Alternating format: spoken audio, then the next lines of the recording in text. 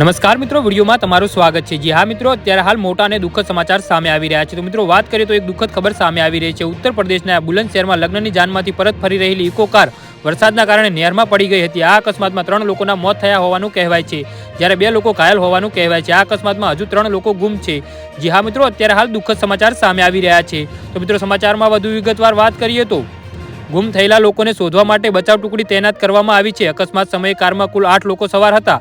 રવિવારે મોડી રાત્રે જિલ્લાના જહાંગીરપુરા પોલીસ સ્ટેશન વિસ્તારમાં સ્થિત કપના કેનાલમાં એક ઇકો કાર પડી ગઈ હતી। જી હા મિત્રો, અત્યારે હાલ દુઃખદ સમાચાર સામે આવી રહ્યા છે।